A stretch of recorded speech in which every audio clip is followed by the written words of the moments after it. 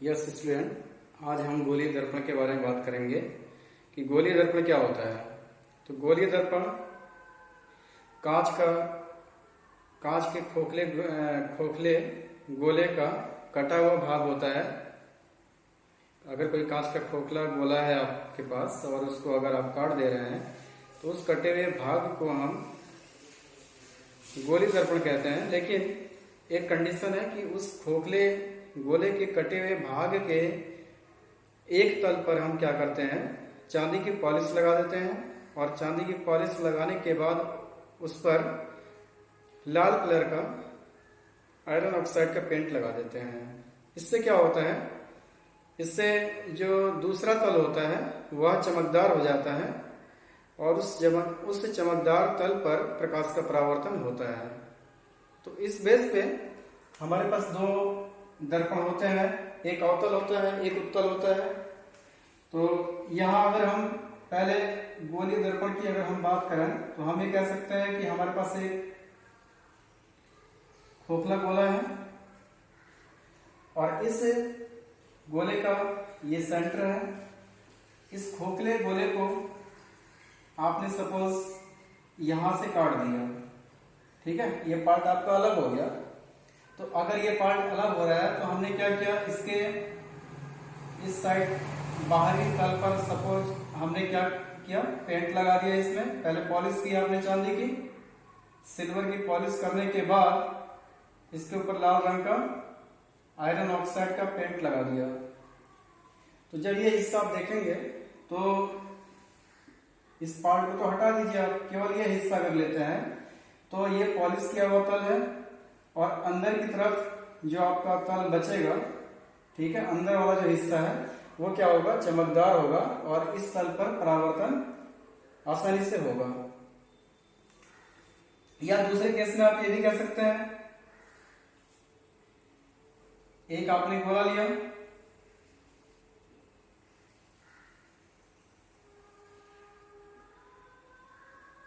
और ये सेंटर हो गया इसका,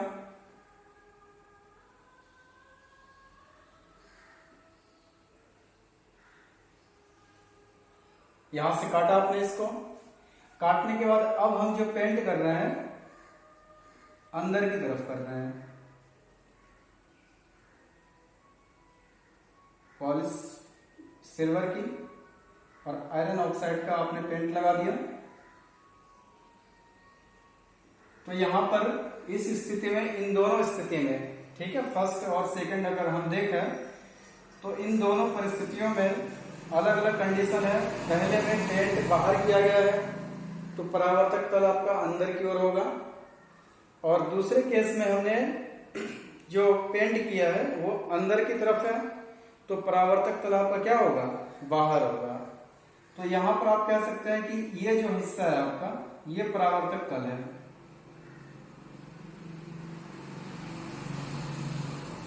और यहां पर ये हिस्सा परावर्तक तल है।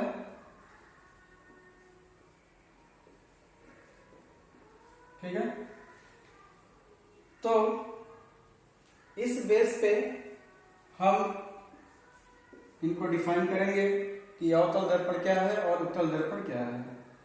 तो हम ये कह सकते हैं कि अगर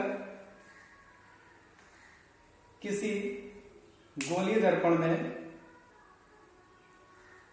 परावर्तक तल जो है अंदर की तरफ होता है, परावर्तक तल अगर अंदर की तरफ है तो उससे हम कहते हैं अवतल दर्पण। और अगर परावर्तक तल बाहर की तरफ है, उभरा हुआ जो हिस्सा है उधर अगर परावर्तक तल है तो उसे उत्तल दर्पण कहते हैं। ठीक है, तो यहां पर आपका ये अवतल दर्पण होगा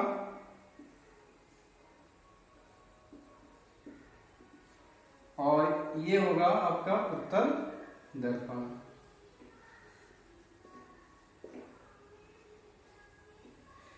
तो हम इस तरीके से कह सकते हैं, ये हिस्सा आपने लिया, परावर्तन कैसे होता है। अगर आप इस हिस्से को लेंगे तो आप ऐसे दिखाएंगे इसको, ये पेंट किया हुआ तल है और यहां से अगर कोई रेज आपके रिफ्लेक्ट हुई, आपतित हुई, ठीक है, जब भी किरण इस पर पड़ रही है तो यहां से रिफ्लेक्ट होगा,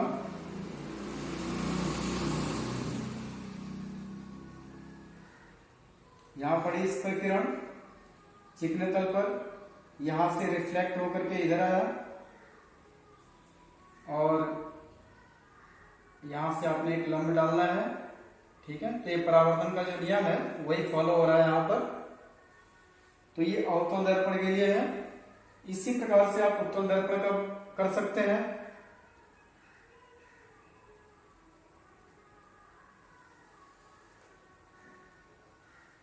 उत्तल दर्पण में आपको पता है अंदर की तरफ पेंट किया हुआ रहता है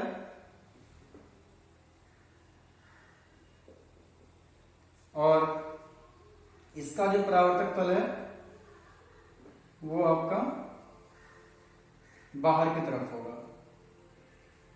किरण आपतित हुई, फिर यहां से परावर्तित हो जाएगी आपकी है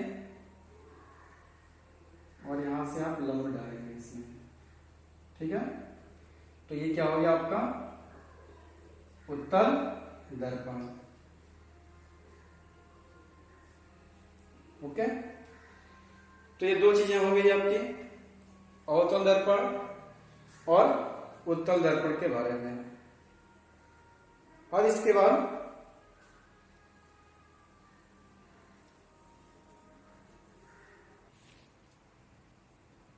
ये स्टूडेंट, अब जो है ये फिगर देखिए, ये आप देख रहे होंगे, ये अवतल दर्पण है और ये किसके लिए है, उत्तल के लिए है, ठीक है। ये फिगर आपका है अवतल का, ये है उत्तल के लिए।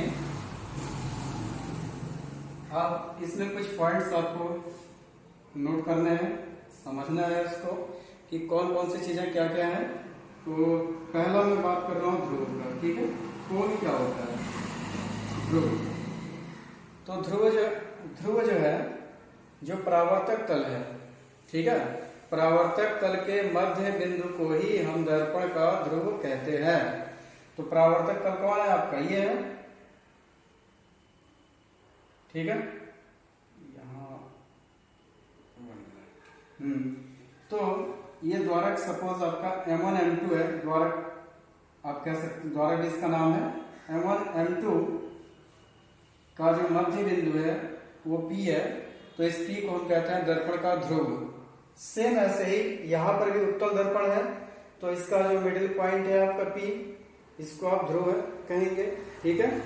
परावर्तक तल तो यही तो हुआ, इसका परावर्तक तल ये हुआ, इसका परावर्तक तल ये है। तो परावर्तक तल के मध्य बिंदु को दर्पण का ध्रुव कहते हैं। सेकंड, वक्रता केंद्र, सेंटर ऑफ कर्वेचर, ये पोल हो गया।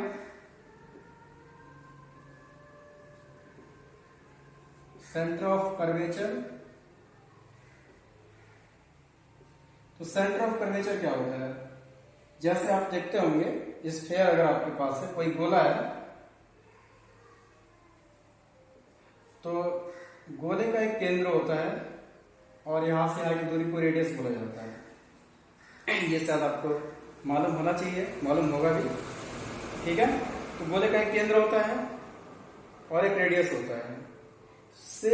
सिमिलरली वैसी तो है ये भी, आपने यहां से इसको काट दिया, ठीक है, इस तरीके से।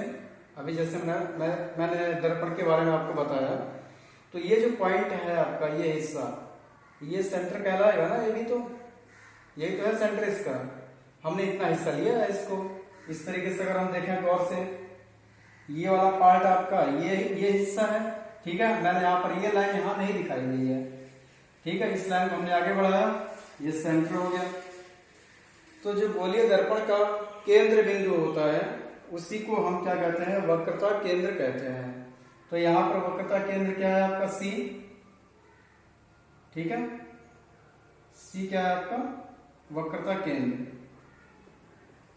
इसको C से प्रदर्शित करते हैं। थर्ड, वक्रता त्रिज्या है,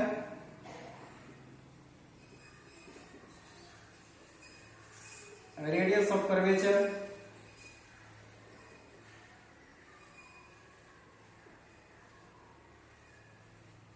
तो रेडियस ऑफ कर्वेचर जिस प्रकार से गोले की त्रिज्या होती है उसी प्रकार से गोलीय दर्पण की जो त्रिज्या होती है वही क्या कहलाती है, वक्रता त्रिज्या कहलाती है।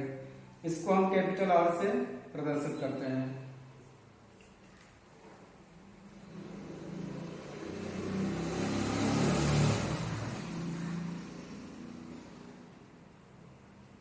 इसके बाद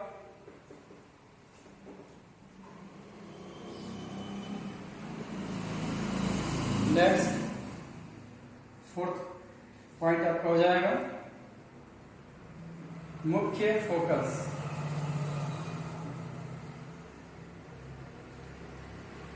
ठीक, मुख्य फोकस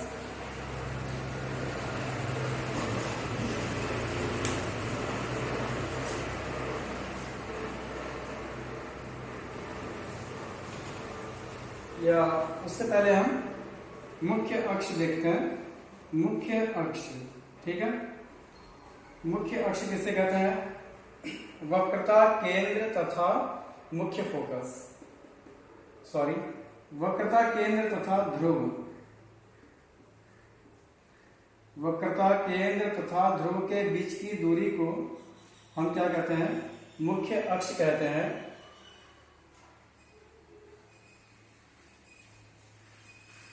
तो हम यहां लिख सकते हैं कि ये जो CP है ये क्या है? मुख्य अक्ष है। नेक्स्ट मुख्य फोकस। मुख्य फोकस क्या होता है? जैसे हमने एक उत्तल दर्पण ले लिया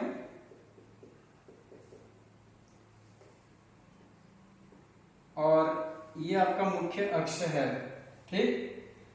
इसके बाद अगर इस मुख्य अक्ष के समांतर कोई रेज आपकी टकरा रही है इस दर्पण से, जैसे हमने एक रेज यहां लिया, ये रेज टकरा करके क्या हुआ है? रिफ्लेक्ट होगा, परावर्तित होगी।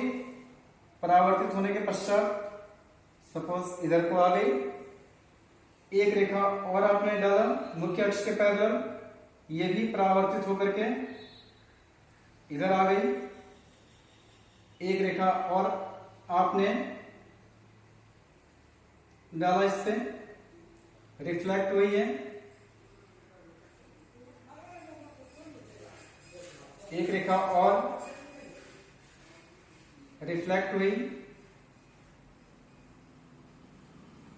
तो कुल मिला के हम ये देख रहे हैं कि जब कोई प्रकाश की किरण मुख्य अक्ष के पैरेलल जा रही है और दर्पण से टकराती है, तो टकराने के पश्चात वो रिफ्लेक्ट होती है। तो रिफ्लेक्ट होने के बाद सभी रेखाएं जिस बिंदु पर मिलती हैं उस बिंदु को हम क्या कहते हैं? मुख्य फोकस कहते हैं या फोकस कहते हैं, F, ठीक है। तो ये आपका मुख्य फोकस हो गया। दर्पण का ध्रुव आप देख रहे हैं, P क्या है? मुख्य फोकस हो गया। वक्रता केंद्र हो गई, वक्रता त्रिज्या हो गया। और इसके बाद एक चीज है द्वारक क्या होता है? दर्पण का एंड पॉइंट, ठीक है, यहां से यहां तक की दूरी, ठीक है, ये पूरा आपका द्वारक कहलाता है दर्पण का। तो M1 M2 दर्पण का द्वारक है। तो इस तरीके से कुछ चीजें हैं जिन्हें आपको ध्यान में रखना है और इनकी हेल्प से हम आगे किरण आरेख बनाना सीखेंगे। तो ये सारी चीजें आपको याद होनी चाहिए।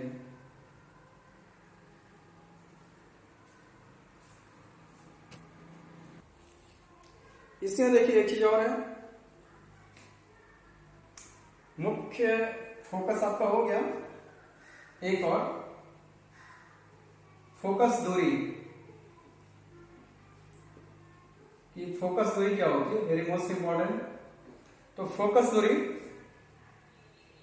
मुख्य फोकस और ध्रुव के बीच की जो डिस्टेंस होती है उसको हम क्या कहते हैं? फोकस दूरी कहते हैं। तो यहां पर जो फोकस दूरी है PF, PF is focal length, तो फोकस दूरी PF है और फोकस दूरी हमेशा वक्रता त्रिज्या की आधी होती है और इसको स्मॉल f से डिनोट करते हैं। ठीक है, फोकस दूरी हमेशा वक्रता त्रिज्या की आधी होती है। तो इस पॉइंट को आप हमेशा याद रखिएगा दिमाग में। न्यूमेरिकल क्वेश्चन जब आप सॉल्व करोगे तो उस समय फार्मूला काम आएगा। यस स्टूडेंट, अब है गोलीय दर्पणों द्वारा बने प्रतिबिंबों का निरूपण। ये जो स्फेरिकल मिरर्स होते हैं उनके द्वारा जो इमेज बनते हैं उनको कैसे आप रिप्रेजेंट करते हैं। तो पहला है कि अगर आपतित किरण मुख्य अक्ष के समांतर हो। ठीक है, कहने का मतलब यह है कि आपने एक गोलीय दर्पण लिया, अवतल दर्पण हम ले रहे हैं इसमें,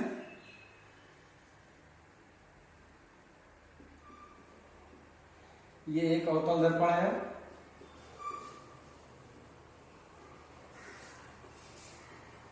तो आपको पता है यहां F ध्रुव और ये आपका वक्रता केंद्र C। तो अगर कोई किरण, ये मुख्य अक्ष है CP, मुख्य अक्ष के पैरेलल अगर कोई रेस पड़ रही है इस दर्पण पर, जैसे मुख्य अक्ष के समांतर एक रेखा ये आपतित हुई इस दर्पण पर जब, तो यहां से इसका रिफ्लेक्शन शुरू होगा, परावर्तित होगी है परावर्तन के नियम के अनुसार। जब ये परावर्तित होती है तो ये मुख्य फोकस से होकर निकल जाती है। तो ये पॉइंट आप याद रखिएगा कि अगर कोई किरण मुख्य अक्ष के समांतर चलती है या आपतित होती है, मुख्य अक्ष के समांतर कोई किरण अगर आपतित होती है दर्पण पे, तो वह रिफ्लेक्शन के पश्चात, परावर्तन के पश्चात मुख्य फोकस से होकर गुजर जाती है। पहली कंडीशन याद रखिएगा इसको। सेकंड है कि अगर आपतित किरण वक्रता केंद्र से होकर जा रही है, यह अवतल दर्पण,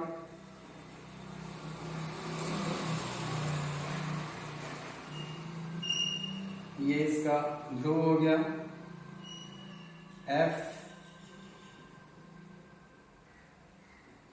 F हो गया, ये C हो गया। तो इस कंडीशन में क्या होता है कि अगर कोई किरण ऐसी है जो वक्रता केंद्र से होकर जा रही है, मतलब यहां से, ये मैंने वक्रता केंद्र यहां लिखा है, तो अगर कोई रेस वक्रता केंद्र से होकर जा रही है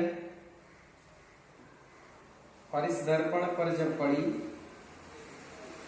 इसको मतलब आगे बढ़ा दे रहा हूं समझने में आसानी होगी, ये C है। ठीक है, अगर कोई किरण वक्रता केंद्र से होकर जा रही है तो जब इसका रिफ्लेक्शन होता है तो ये इसी डायरेक्शन में वापस आ जाती है। ठीक है, मतलब ये है कि एक किरण आई, दर्पण से टकराई, टकराने के बाद इसका परावर्तन होगा और जब परावर्तन होगा तो ये कहीं मुड़ेगा नहीं, इसी डायरेक्शन में वापस आ जाता है। ठीक है, एक तो ये हो गया, दो ये नियम हो गए। एक नियम और है थर्ड ये है कि यदि आपतित किरण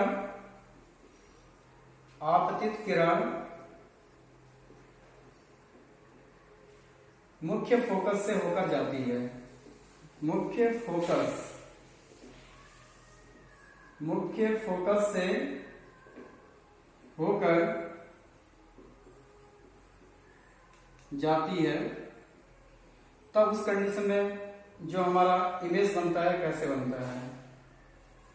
दर्पण, ये ध्रुव हो गया इसका,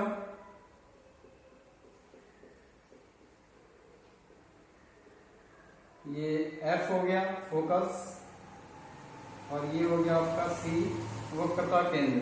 ठीक है, तो ये जो रेस है आपकी कहां से जा रही है, मुख्य फोकस से, F से जा रही है। तो जब ये किरण आपका मुख्य फोकस से होकर जाएगा यहां से, तो जब इसका रिफ्लेक्शन होगा तो रिफ्लेक्शन के पश्चात ये क्या होगा, एक मुख्य अक्ष के पैरेलल आ जाएगा। मुख्य अक्ष आपका ये है सीपी, तो इसके समांतर आएगी रेखा ये इस तरीके से। इसका रिफ्लेक्शन हुआ तो इधर मुड़ गई रेखा आपकी। तो ये सारी चीजें हैं, तो इनको आप ध्यान में रखिएगा।